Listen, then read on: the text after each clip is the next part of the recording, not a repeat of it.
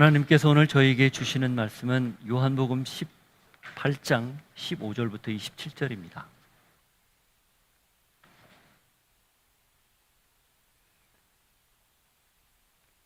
같이 읽겠습니다. 시몬 베드로와 또 다른 제자 한 사람이 예수를 따르니 이 제자는 대제사장과 아는 사람이라 예수와 함께 대제사장의 집에 뜰에 들어가고 베드로는 문 밖에 서 있는지라 대제사장을 아는 그 다른 제자가 나가서 문 지키는 여자에게 말하여 베드로를 데리고 들어오니 문 지키는 여종이 베드로에게 말하되 너도 이 사람의 제자 중 하나가 아니냐 하니 그가 말하되 나는 아니라 하고 그때가 추운 고로 종과 아랫사람들이 불을 피우고 서서 쬐니 베드로도 함께 서서 쬐더라. 대제사장이 예수에게 그의 제자들과 그의 교훈에 대하여 물으니 예수께서 대답하시되 내가 드러내놓고 세상에 말하였노라. 모든 유대인들이 모이는 회당과 성전에서 항상 가르쳤고 은밀하게는 아무것도 말하지 아니하였거늘 어찌하여 내게 묻느냐? 내가 무슨 말을 하였는지 들은 자들에게 물어보라. 그들이 내가 하던 말을 아느니라. 이 말씀을 하시며 곁에 섰던 아랫사람 하나가 손으로 예수를 쳐 이르되 내가 대제사장에게 이같이 대답하느냐 하니 예수께서 대답하시되 내가 말을 잘못하였으면 그 잘못한 것을 증언하라. 바른 말을 하였으면 내가 어찌하여 나를 치느냐 하시더라.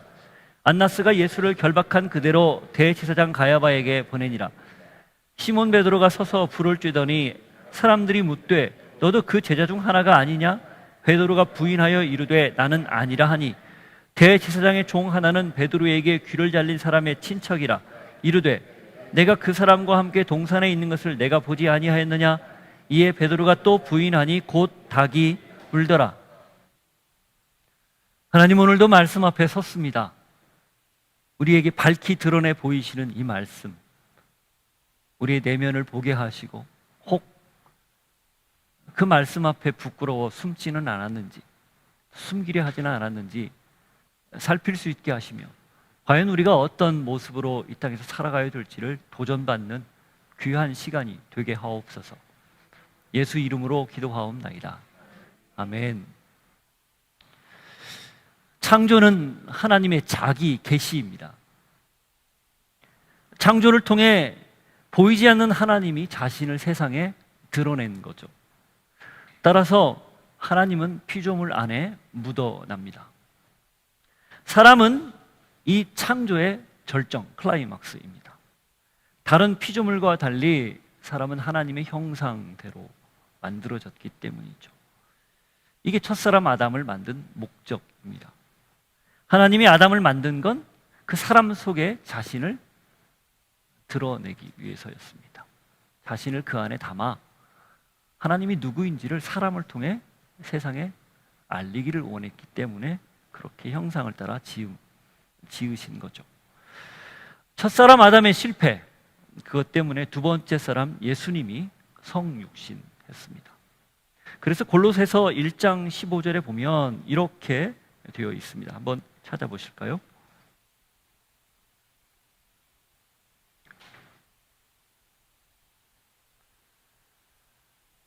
같이 읽습니다. 그는 보이지 아니하는 하나님의 형상이시요 모든 피조물보다 먼저 나신 이시니 그는, 예수 그리스도는 보이지 않는 하나님의 형상이다.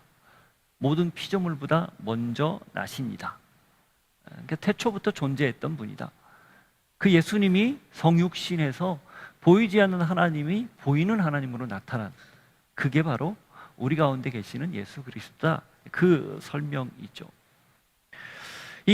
그래서 이 하나님의 자기 계시의 이 절정, 이게 첫사람 아담이었다면 그 아담의 실패 때문에 다시 하나님이 당신을 계시하시는데 그게 예수 그리스도입니다. 두 번째 사람, 두 번째 아담. 히브리서 1장 1절과 2절을 보면 그걸 이렇게 설명을 했어요. 제가 한번 읽어보겠습니다. 옛적에 선지자들을 통하여 여러 부분과 여러 모양으로 우리 조상들에게 말씀하신 하나님이 이 모든 날 마지막에는 아들을 통하여 우리에게 말씀하셨으니 이 아들을 만유의 상속자로 세우시고 또 그로 말미암아 모든 세계를 지으셨느니라. 이 마지막 날이라고 이야기하는 말세, 그때 두 번째 아담 예수를 하나님께서 보내셔서 그를 통해서 당신이 이 땅을 만드셨고 그리고 이 땅에 하나님이 당신을 충만하게 드러내기를 원했다는 것을 설명하는 거죠. 당신이 누구입니까?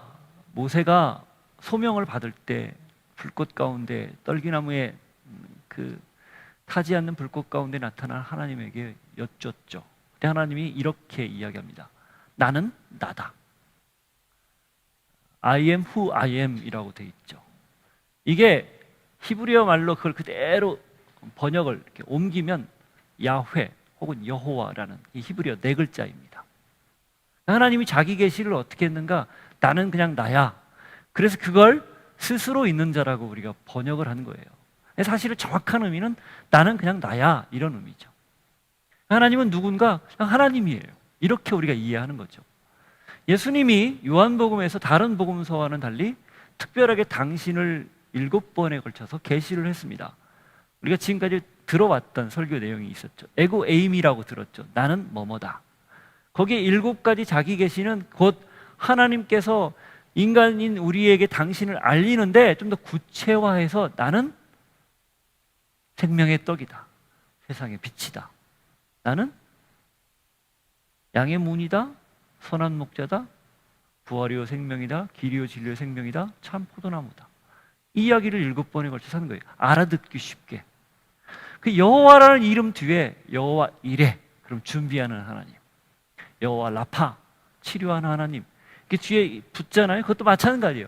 여호와라는 말만 가지고는 하나님에 대해서 우리가 잘 모르니까 뒤에 이름을 붙여서 당신의 속성을 가르쳐 준 거거든요. 예수님이 지금 요한복음에서 계속해서 나는 누구다라고 자기 계시를 하셨어요. 이 말은 그러니까 나는 나다를 그대로 갖다 인용한 이유는 당신이 곧 하나님이라는 뜻입니다. 그걸 요한이 너무 잘 알았기에 이미 3개의 복음서가 쓰여졌고 그것이 초대교회 때 널리 읽힌 후에 맨 마지막에 쓰여진 요한복음에서는 굳이 똑같은 패턴으로 기록할 것 없이 다른 각도로 기록한 게 요한복음입니다. 그 요한복음의 핵심은 예수님이 하나님이다. 그분이 구원자다라는 것을 지속적으로 강조하는 거예요. 그래서 7번의 자기 계시와 7번의 기적을 통해서 하나님이 이 땅에 오셨고 그분이 우리 모든 것들을 총체적으로 회복하는 분이다라는 것을 드러내는 것. 이게 요한복음의 목적이죠. 이건 무슨 뜻일까요? 예수님은 철저하게 자기 자신을 모든 사람들에게, 특별히 유대인들에게, 종교 지도자들에게 다 드러냈다라는 겁니다. 감추지 않았다는 거예요. 물론 중간중간 비유를 사용하셨죠. 근데 비유는 그 말씀을 알아듣는 사람, 전제는 믿는 사람이죠. 정확하게는 믿는 사람들에게 열리도록 그렇게 제한을 두신 것이지 감춘 건 아니었습니다. 감추려면 아예 아무도 모르게 해야죠. 비유를 예를 들고 설명을 하셨던 이유도 예수님을 따르는 자들, 믿는 자들은 그걸 알아듣고 우리가 좋은 밭이 되어야 되고 그래서 열매를 맺어야 되는구나 라는 것을 깨닫게 하기 위해서 비유를 사용하신 것이죠. 뭡니까? 계속해서 자기 자신을 드러냈다는 거예요. 그런데 반면 예수님은 그렇게 공생의 기간 내내 당신을 드러내는데 모든 것들을 다 할애해서 가르치고 선포하고 고치고 하는 일들을 하셨는데 그 대척점에 있었던 종교 지도자들은 어땠습니까? 처음에는 진짜 메시아가 나타나는 것인 줄 알고 조사했어요. 근데 하면 할수록 저가 하는 족족 모든 일을 안식일을 범하면서 병자를 고치거나 일을 하지 않는가, 혹은 스스로를 하나님이라고 지칭하지 않나, 자기를 하나님 아들이라고 하지 않나, 이게 신성모독죄잖아요. 그런 여러 가지들을 종합해 볼 때 이 자는 우리가 기대하는 메시아일 수 없다. 이게 그들의 결론이었습니다.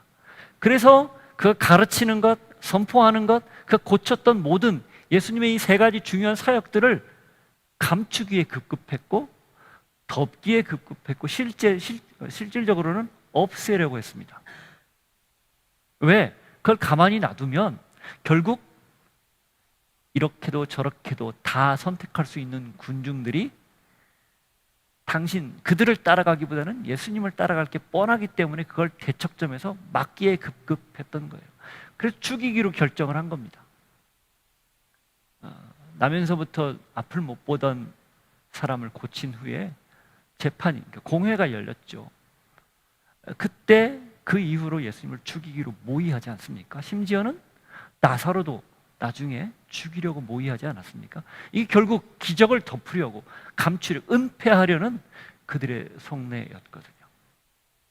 예수님은 끊임없이 드러내는데 당시 종교 지도자들은 끊임없이 감추려고 하는 거예요. 숨기려고 하는 거예요. 자, 그러면 제자들은 어땠을까요? 제자들은 3년을 주님과 함께 동행했습니다. 그리고 일거수일투족을 다 보았고 현장에 있었어요. 근데 제자들도 이미 예수님이 체포되어서 지금 안나스 앞으로 갔는데 18장 앞부분에 보면 겟세마네 동산에서 다 뿔뿔이 흩어지고 말았습니다. 도망치고 말았어요. 한 사람은 결정적으로 자기가 생각했던 메시아 관이 뒤틀어지자 팔아넘겼죠. 그리고 오늘 본문에 나오는 2명의 제자, 베드로죠. 또 한 명은 익명으로 되어 있지만 저자 요한입니다. 이 요한 2명의 제자는 예수님이 잡혀간 그 길을 따라갔어요. 그렇지만 스승의 안위가 걱정이 되고 그리고 어떻게 되는지 궁금해서 따라갔지만 그들도 겁에 질려 있었던 게 현실입니다. 디두모라는 도마가 있었죠. 주님과 함께 죽으러 가자 이런 얘기까지 했었어요. 그가 어디로 갔는지 성경에는 기록이 없습니다. 아마 도망쳐서 지금 어디 먼 게 가 있거나 숨어 있었겠죠. 이게 제자들의 현실이었어요. 이 대제사장이나 다른 사람들은 그럴 수 있다 쳐도 3년을 따라다닌 제자들은 그래도 신용이라도 해야 되지 않습니까? 그런데 아무도 드러내놓고 예수님이 했던 것처럼 나는 예수를 따르는 제자입니다 라고 당당하게 말하지 못합니다. 이유가 있어요. 그럼 나중에 저희가 이제 결론적으로 밝히면서 이야기를 하겠지만, 자, 이 세 부류의 사람이 오늘 등장을 해요. 정확하게 자신을 드러내는 예수님, 완전 반대편에서 감추는 종교 지도자들, 어정쩡한 자리에서 슬며시 꽁무니를 빼버린 제자들. 과연 우리는 어떤 위치에 오늘 있어야 될까? 오늘 말씀 제목을 드러내는 자 대 숨기는 자 이렇게 정했습니다. 이건 굉장히 중요해요. 신앙함에 있어서 우리가 드러내는 삶을 살 것인가 아니면 드러낼 수 없어서 나도 모르게 소극적으로, 적극적이진 않더라도 소극적으로 숨기거나 감추면서 살 것인가, 거기에 따라 신앙의 질이 달라지기 때문입니다. 거기에 따라 우리가 신앙하는 오늘과 내일의 격차가 현저하기 때문이에요. 오랫동안 섬기고 믿어도 우리의 삶에 변화가 없는 건 어쩌면 다소 소극적인, 예수 그리스도를 적극적으로 드러내야 되는데 소극적인 모습으로 숨기 때문 아닐까? 혹은 슬며시 꽁무니를 빼기 때문 아닐까? 이런 고민에 우리가 한번 빠져봐야 된다는 거죠. 저는 오늘 말씀을 통해서 여러분이 나의 신앙의 주소가 지금 어디에 있는지 한번 점검해 볼 수 있기를 바라요. 사실은 결론은 다 정해져 있죠. 그러나 그럼에도 불구하고 나의 지금의 신앙적 그 과정, 스텝은 어느 정도에 와 있는지 한번 볼 수 있기를 바랍니다. 자, 요한과 베드로가 체포된 예수님을 따라서 안나스의 집 안으로 들어가요. 15절, 16절 읽어보겠습니다. 시몬 베드로와 또 다른 제자 한 사람이 예수를 따르니 이 제자는 대제사장과 아는 사람이라 예수와 함께 대제사장의 집에 뜰에 들어가고 베드로는 문 밖에 서 있는지라 대제사장을 아는 그 다른 제자가 나가서 문 지키는 여자에게 말하여 베드로를 데리고 들어오니. 아마 요한과 안나스는 아는 사이였다라고 되어 있는데 이렇게 추정이 가능합니다. 요한은 야고보의 동생이었죠. 야고보와 요한의 어머니는 세베대의 아내였습니다.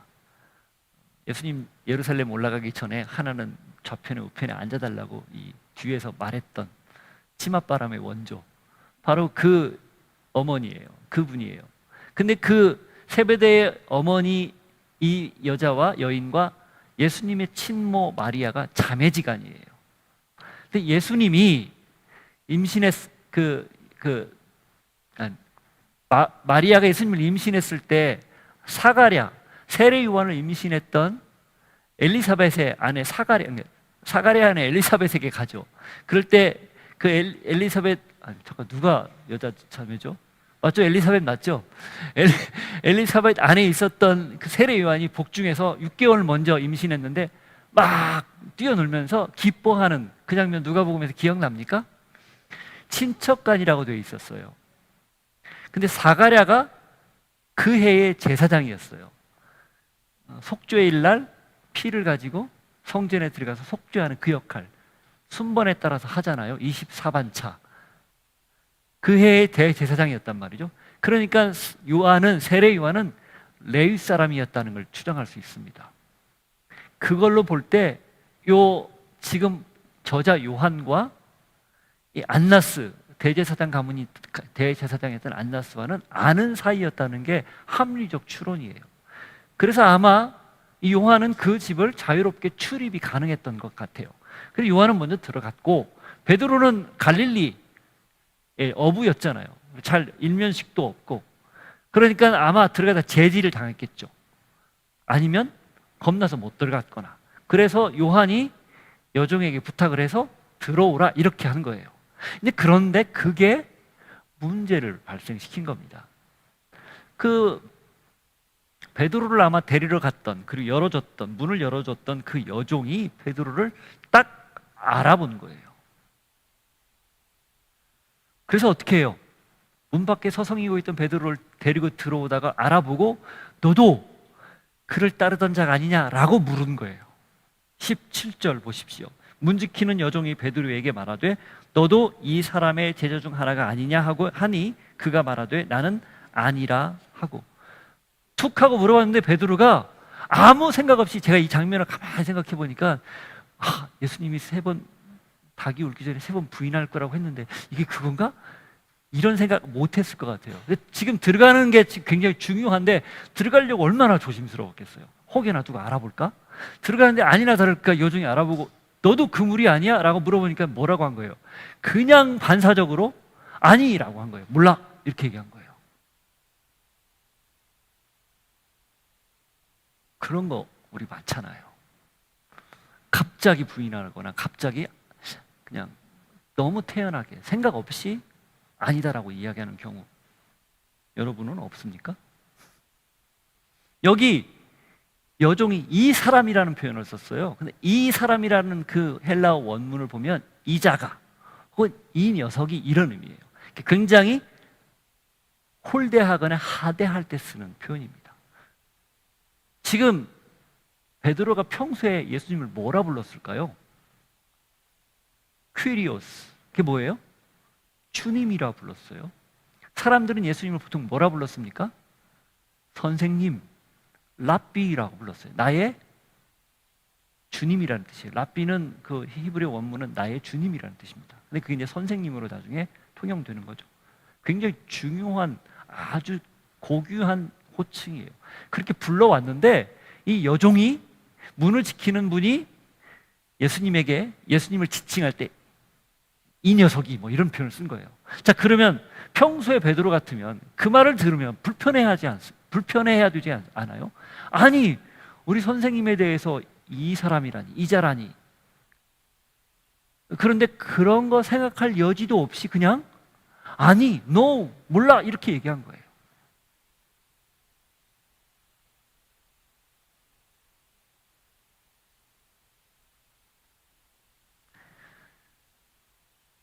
그리고 나서 어떻게 해요? 18절 보십시오.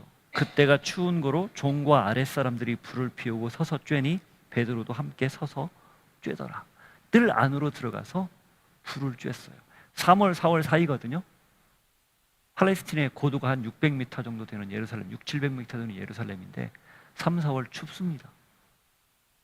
그러니까 지금 체포돼서 바로 안나스 집으로 갔기 때문에 거기에서 신문 봤는데 밖에서 서성이면서 같이 불을 쬐고 있는 거예요. 여기 불이, 요한은 참 글을 재밌게 쓰고 아주 의미 있게 썼는데 불을 쬐고 있더라 이렇게 돼 있어요. 이 불이 뭘 상징할까요? 따뜻하죠, 사실은. 온기가 있죠. 또 뭘 상징해요? 요한복음 1장에 예수님을 뭐라고?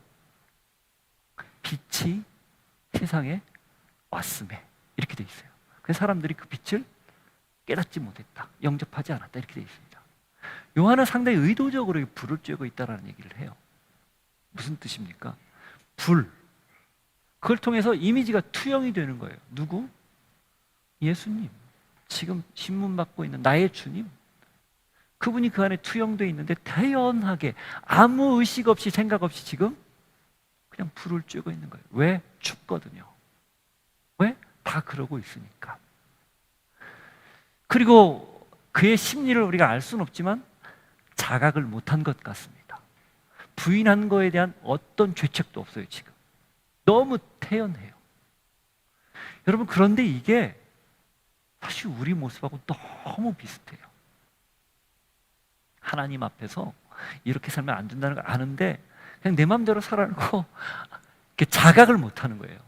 그러니까 센서 작동이 안 되는 겁니다. 불빛을 보는데도, 빛이신 예수님을 이미지로 형상화할 수 있는 그걸 보는데도 그 센서가 작동을 안 하는 거예요.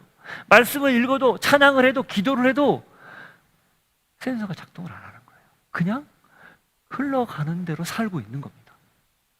그게 우리네 모습이에요. 우리가 베드로를 뭐라고 탓할 수 없습니다. 예수님이 왜 나중에 21장에서 그를 회복시킬까요? 왜 그를 디베랴 바닷가에서 불러서 왜 그에게 3번씩이나 연거푸 사랑하냐 물어봤을까요? 어쩌면 이걸 염두에 두지 않았을까요? 그걸 다 이해하고 받아들이는 거죠. 이해하고 용납하는 거죠. 그리고 그런 실패를 통해서, 그리고 그럼에도 불구하고 예수님이 그를 끝까지 품고 받아준 거에 대해서 평생 잊지 않고 나머지 생을 예수님 따라가는 정말 참된 제자로 살아가는 것 아니겠어요? 여러분, 이게 우리에게 주는 은혜예요. 우리 누구도 완벽할 수 없습니다. 베드로와 똑같은 어떤 차이만 있을 뿐이 결국은 본질적으로는 같아요. 그럼에도 불구하고 우리가 오늘 이곳에 나와서 예배하는 건, 함께 모이는 건, 말씀 앞에 서는 건 그분의 은혜가 더 크기 때문입니다. 그분의 은혜가 덮고도 남기 때문이에요. 그렇기 때문에 우리가 다시 설 수 있는 거고, 이런 실수에도 불구하고 아무렇지 않은 듯, 아무런 일이 안 벌어진 것처럼 무감각하게 사는 우리이지만 그럼에도 거기에 하나님의 은혜가 임하는 거예요. 제자란 무슨 뜻입니까? 스승 따라가는 사람이에요. 스승이 하는 대로, 가르친 대로 사는 게 제자예요. 그런데 지금 제자의 모습이 여기에서 보입니까? 안 보여요. 그럼에도 불구하고 예수님은 그걸 다 용인합니다. 누가복음을 보면요, 베드로가 3번째 부인했을 때 예수님이 고개를 돌려서 쳐다보는 장면이 나와요. 이 누가의 기가 막힌 관점입니다. 다른 복음서에서 안 나와요. 눈과 눈이 마주친 거예요. 그 장면 상상해 보세요. 아니라고 3번째 부인했는데, 닭이 울었고 자각했는데 예수님이 저기서 신문당하고 있다가 물끄러미 고개를 돌려서 베드로를 바라보고 있어요. 무슨 눈이었을까요? 여러분은 그걸 무슨 눈으로 느낍니까? 어떤 눈빛으로? 너 내가 그럴 줄 알았어, 내가 너 경고했지, 이런 눈일까요? 아니면 그래, 내가 너 이해한다, 이런 눈일까요? 선택은 여러분 몫이에요. 내가 어떻게 받아들이느냐. 그러나 예수님이 거기에서 그 눈빛을 통해서 베드로에게 평생 지울 수 없는 깊은 사랑을 저는 각인시켰다고 믿어요. 그렇기 때문에 결코 그 뒤로는 흔들리지 않는 거죠. 그러니 우리의 실수나 우리의 연약함 혹은 부족한 것들, 저는 오늘 과감하게 하나님의 은혜로 여러분이 덮을 수 있기를 바라요. 그리고 비록 무조건 반사로 그게 모른다고 했지만, 그래서 아직 자각도 못하는 그런 무지한 상태이지만, 그럼에도 하나님은 끝까지 그걸 눈여겨보고 있고 시선을 돌리지 않는다는 사실에 여러분 위로받기를 바라요. 그리고 나서 다시 일어설 수 있는 여러분 모두가 될 수 있기를 바랍니다. 자, 그렇게 베드로가 부인을 했어요. 그런데 거기에 일단은 멈추고 그 다음 예수님이 안나스에게 신문 받는 장면으로 넘어갑니다. 19절에서 21절을 한번 보죠. 대제사장이 예수에게 그의 제자들과 그의 교훈에 대하여 물으니 예수께서 대답하시되 내가 드러내놓고 세상에 말하였노라. 모든 유대인들이 모이는 회당과 성전에서 항상 가르쳤고 은밀하게는 아무것도 말하지 아니하였거늘 어찌하여 내게 묻느냐? 내가 무슨 말을 하였는지 들은 자들에게 물어보라. 그들이 내가 하던 말을 아느니라. 지금 안나스의 신문 요지는 뭐냐면 네가 한 말, 네가 했던 그 교훈, 거기에 대해서 다시 말하라, 이 얘기예요. 몰라서 묻는 게 아니에요. 다 알고 있어요. 근데 왜 물어볼까요? 확인하는 겁니다. 이게 지금 일종의 법정 같은 곳이거든요. 이 피의자로 와 있는 예수가 죄가 있는지 없는지를 판단하는 그런 자리거든요. 그러니까 그 입을 통해서 진술을 하게 하는 거예요. 그걸 통해 이제 유죄다 무죄다 이걸 판단하려고 하는 거죠. 그러니 물어본 거예요. 근데 예수님의 대답이 뭡니까? 내가 지금껏 공개적으로 단 한순간도 감추지 않고 다 이야기했다. 그래서 사실 이 말씀 속에는요, 너도 알고 있다, 그 얘기예요. 그러니 아는 자들에게 물어봐라. 확인해봐라. 나는 감추지 않았다. 떳떳하다. 그리고 하나님이 이 피조 세계에 당신을 계시하시고 특별히 내 안에 하나님을 계시하신 것 그거 감추지 않았고 아들임을 당당히 밝혔다.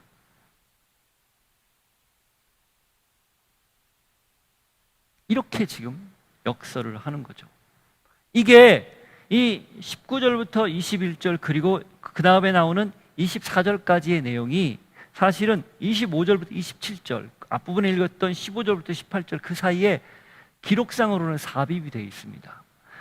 공간복음서는 베드로가 부인한 내용이 3번이 그냥 자연스럽게 연결이 되는데 요한복음은 중간에 이 안나스와의 대화, 신문 과정이 들어가 있어요.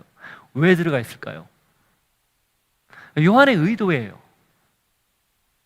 요한이 지금 그것을 의도적으로 이렇게 지금 기록을 한 거예요.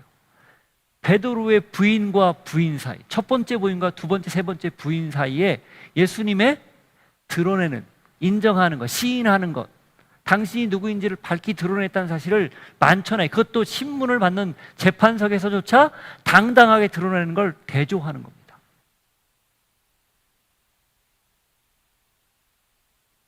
그걸 통해서 예수님은 계속해서 당신이 누구인지를 밝혔다라는 사실, 숨기지 않았다는 것, 반면에 제자는, 베드로는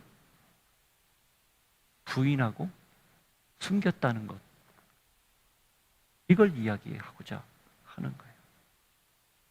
자, 그렇다면 예수님은 왜 이렇게 재판석 앞에서조차 당당할까요? 무슨 이유일까요? 하나님이어서? 여러분, 예수님 인간입니다.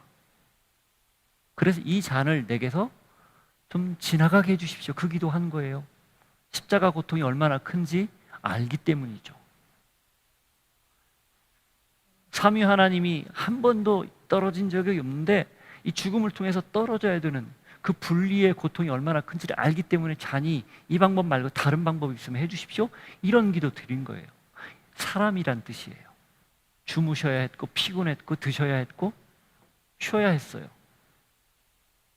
쉽게 이 상황을 무슨 슈퍼맨처럼 그렇게 맞닥뜨렸다 이렇게 생각하면 오해라는 겁니다. 그럼에도 불구하고 당당합니다. 그런 연약함에도 불구하고 당당해요. 왜 그래요? 목적대로 살아서 그렇습니다.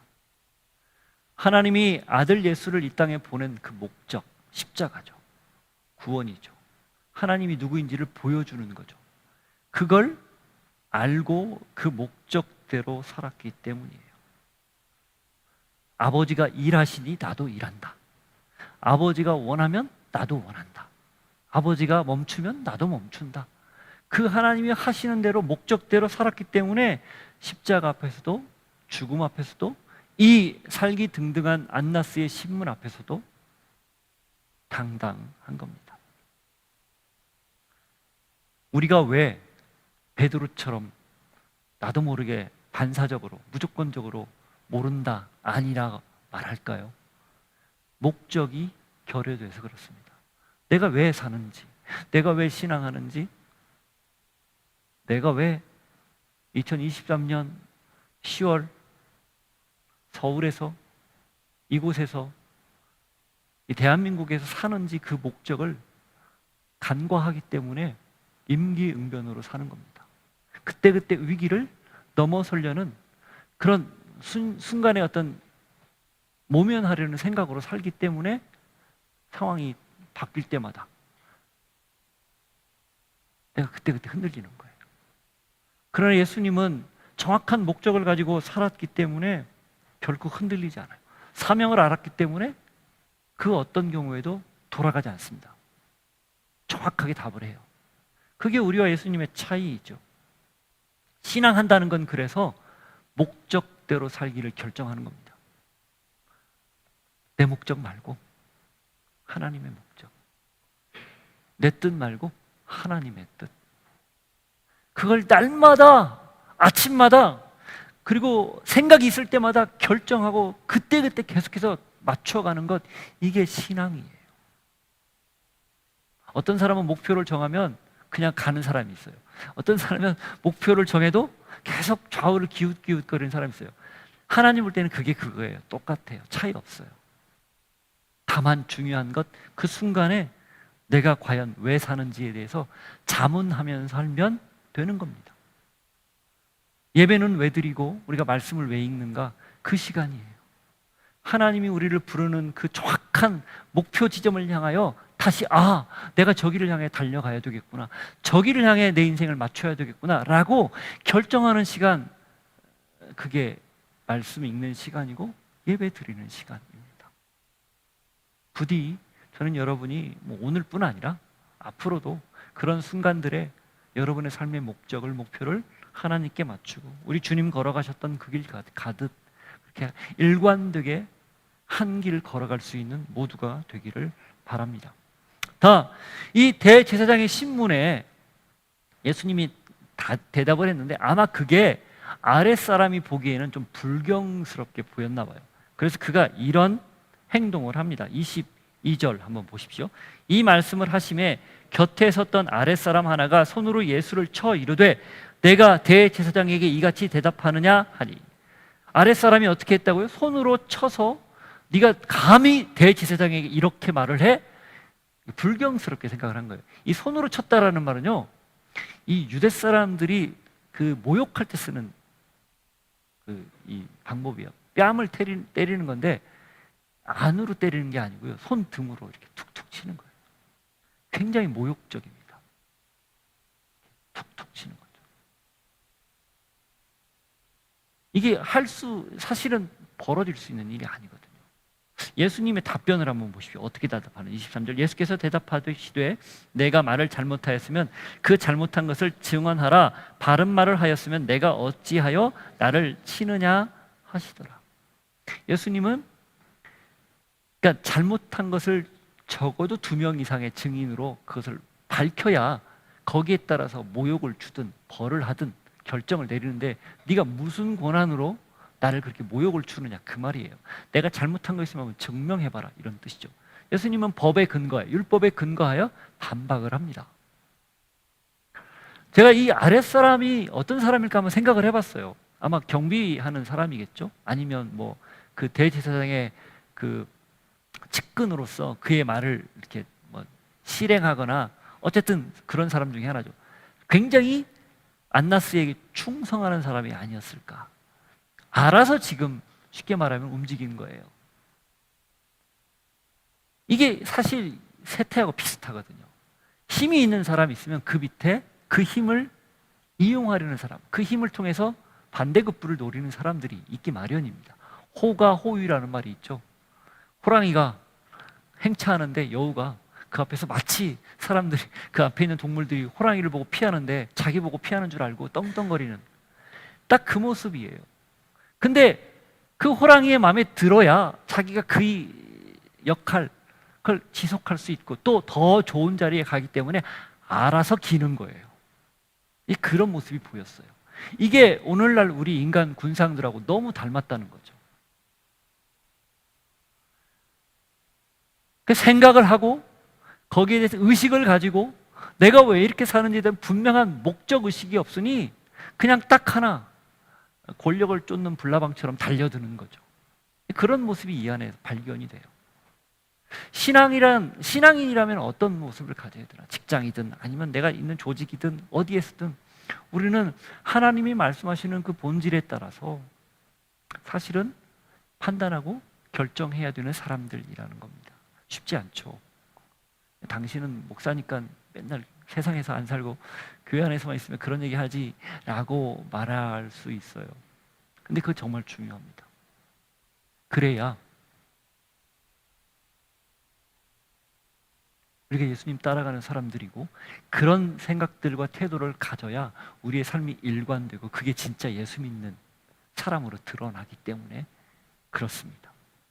자, 그렇게 해서 이 안나스 집에서 신문이 끝나요. 그리고 안나스가 자기 사위인 가야바에게, 당시 이제 그의 대제사장이었죠, 가야바에게 보냅니다. 안나스가 예수를 결박한 그대로 대제사장 가야바에게로 보내니라. 이제 가야바에게 이제 간 거예요.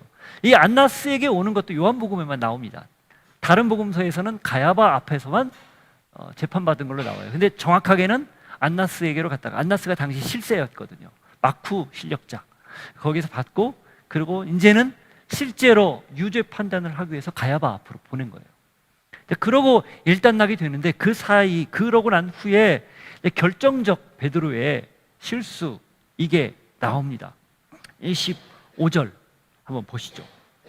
시몬 베드로가 서서 불을 쬐더니 사람들이 묻되 너도 그 제자 중 하나가 아니냐? 베드로가 부인하여 이르되 나는 아니라 하니. 자, 가야바에게 왜 보냈어요? 끝까지 숨겨야 되니까, 은폐해야 되니까.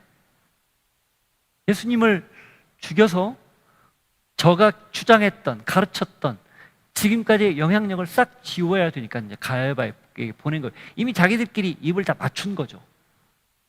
그러고 나서 베드로가 부인하는 장면이, 두 번째 부인하는 장면이 지금 나오는 겁니다. 그런데 이 두 번째 부인에서도 베드로가 자각을 못해요. 이 정도면 알아들을 수 있을 법한데, 예수님이 했던 말이 떠오를 법한데 전혀 반응이 없습니다. 그리고 나서 한 번 더 그가 이렇게 반응을 해요. 26절, 27절. 대제사장의 종 하나는 베드로에게 귀를 잘린 사람의 친척이라 이르되 내가 그 사람과 함께 동산에 있는 것을 내가 보지 아니하였느냐? 이에 베드로가 또 부인하니 곧 달기 울더라. 말고의 친척이었던 사람이 이제 가서 고발을 하니까 베드로가 또 부인을 했는데 그때 닭이 운 거예요. 닭이 울고 요한복음은 끝이에요. 다른 마태복음을 보면 나가서 통곡했다 이런 내용이 나옵니다.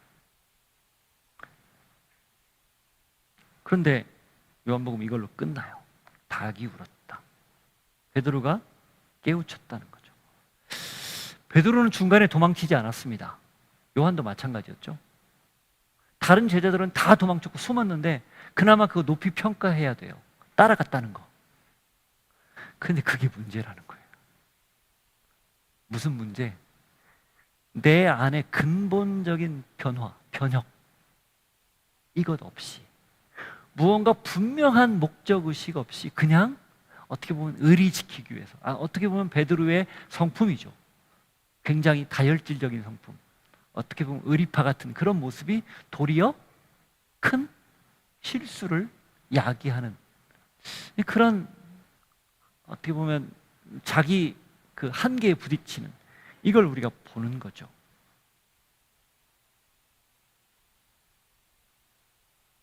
따라서 이 모습을 통해 베드로가 따라갔지만 그러나 내 안에 변화 없이, 무언가 혁명적인 변화 없이 그렇게 예수님을 따르면 결국은 끝은 인간적인 생각으로 판단하고, 그리고 나 하나 숨기기에 급급해서 부인할 수밖에 없는 한계에 도달한다라는 걸 우리에게 보여주는 거죠. 자, 그렇다면 이 자기 부인, 그러니까 자기 부인은 다른 의미로 쓰죠. 자, 나를 부인할 때 쓰는 거니까, 모른다라고 말하는 이 예수님을 부인하는 이걸 언제 시인하고 드러내는 모습으로 바뀔 수 있을까요? 예수님은 이걸 다 알고 있었기 때문에 14장, 15장, 16장에서 보혜사를 약속했죠. 그가 와야, 진리의 영이 너희 안에 와야 너희가 비로소 나를 사람들에게 당당하게 말할 것이다. 이 약속을 했었죠. 이 약속이 언제 이루어집니까? 오순절 성령 강림 이후 이루어져요. 그리고 베드로와 나머지 제자들이 완전히 바뀌어요. 사도행전이 그 이후의 사건 하나를 우리에게 소개하는데 이게 오늘 베드로의 부인과 굉장히 연결이 돼서 베드로가 어떻게 변화됐는지를 볼 수 있는 중요한 대목입니다. 4장 보십시오. 사도행전 4장.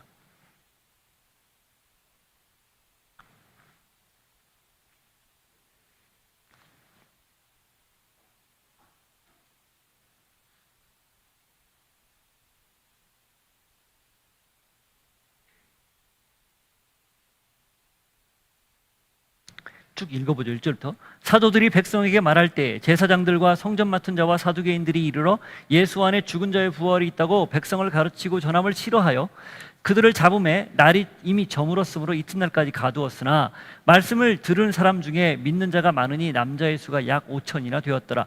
이튿날 관리들과 장로들과 서기관들이 예루살렘에 모였는데 대제사장 안나스와 가야바와 요한과 알렉산더와 및 대제사장의 문중이 다 참여하여 사도들을 세우고 가운데 세우고 묻되 너희가 무슨 권세와 누구의 이름으로 이 일을 행하느냐? 이에 베드로가 성령이 충만하여 이르되 백성의 관리들과 장로들아 만일 병자에게 행한 착한 일에 대하여 이 사람이 어떻게 구원을 받았느냐고 오늘 우리에게 질문한다면 너희와 모든 이스라엘 백성들은 알라. 너희가 십자가에 못 박고 하나님이 죽은 자 가운데서 살리신 나사렛 예수 그리스도의 이름으로 이 사람이 건강하게 되어 너희 앞에 섰느니라.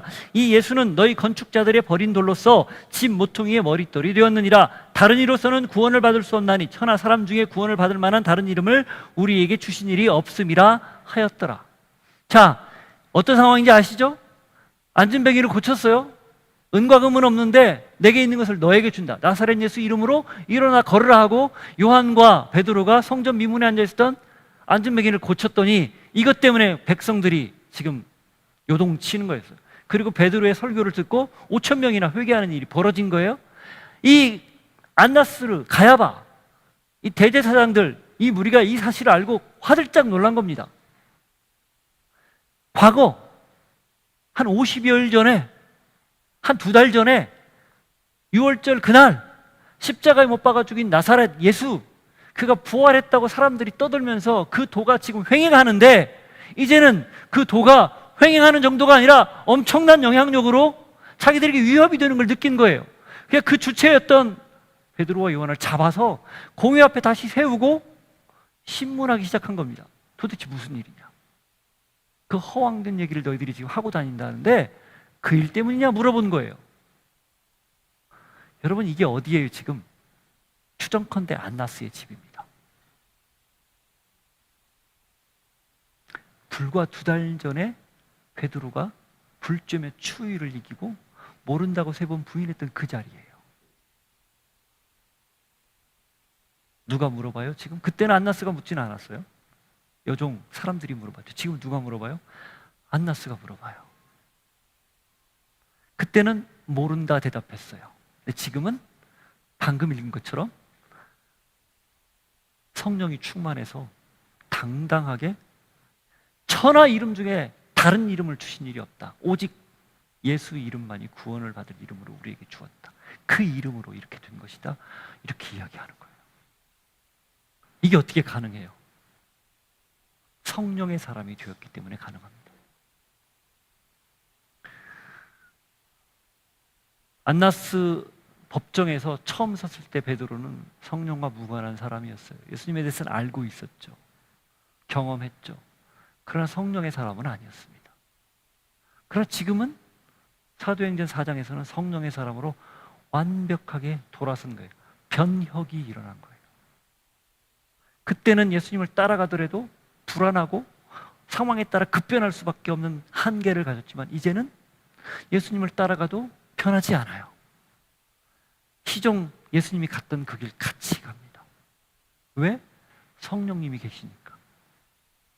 자, 그 뒤에 보십시오. 13절부터 그들이 베드로와 요한이 담대하게 말함을 보고 그들이 본래 학문 없는 범인으로 알았다가 이상히 여기며 또 전에 예수와 함께 있던 줄도 알고 또 병 나은 사람이 그들과 함께 서 있는 것을 보고 비난할 말이 없는지라. 명하여 공유해서 나가라 하고 서로 의논하여 이르되 이 사람들을 어떻게 할까? 그들로 말미암아 유명한 표적 나타난 것이 예루살렘 사는 모든 사람에게 알려졌으니 우리도 부인할 수 없는지라. 이것이 민간에 더 퍼지지 못하게 그들을 위협하여 이후로는 이 이름으로 아무에게도 말하지 말게 하자 하고 그들을 불러 경고하여 도무지 예수의 이름으로 말하지도 말고 가르치지도 말라 하니. 이해가 되죠? 그 다음 뭐라고 얘기합니까? 베드로와 요한이. 베드로와 요한이 대답하여 이르되 하나님 앞에서 너희의 말을 듣는 것이 하나님의 말씀을 듣는 것보다 옳은가 판단하라. 우리는 보고 들은 것을 말하지 아니할 수 없다 하니. 와, 180도 다른 말을 하는 거예요. 예수님을 드러내고 있습니다. 시인하고 있어요. 그것도 서슬퍼런 법정 앞에서 당당하게 말하고 있어요. 그러니 어떻게 돼요? 관리들이 백성들 때문에 그들을 어떻게 처벌할지 방법을 찾지 못하고 다시 위협하여 놓아주었으니 이는 모든 사람이 그 된 일을 보고 하나님께 영광을 돌립니다.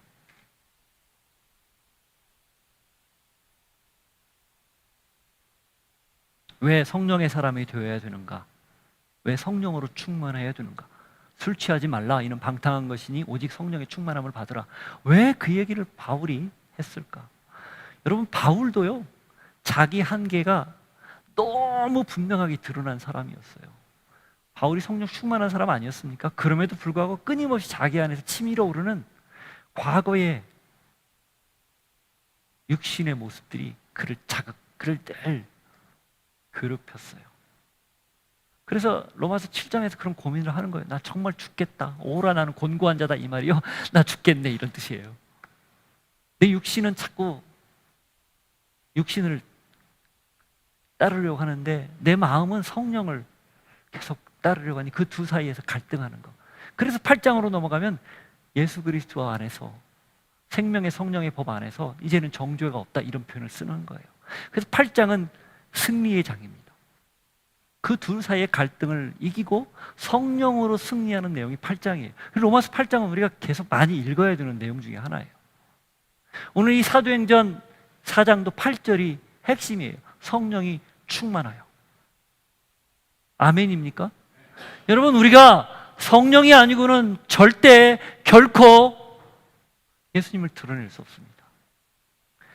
때만 되면, 성령이 충만하지 않으면, 상황만 되면 숨기려고 해요. 감추려고 해요. 왜? 그렇게 못 사니까. 드러내는 게 부담스럽거든요.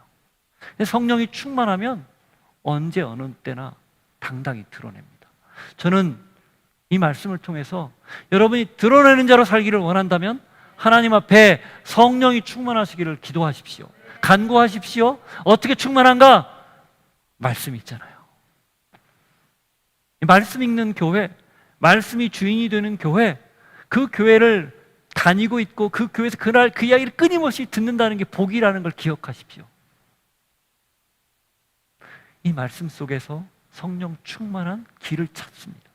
오늘도 우리가 말씀을 듣고 있잖아요. 이게 지금 성령이 내가 앞으로 성령에 사로잡히고 충만한 사람으로 살아가야겠구나 라고 결정하는 순간이에요.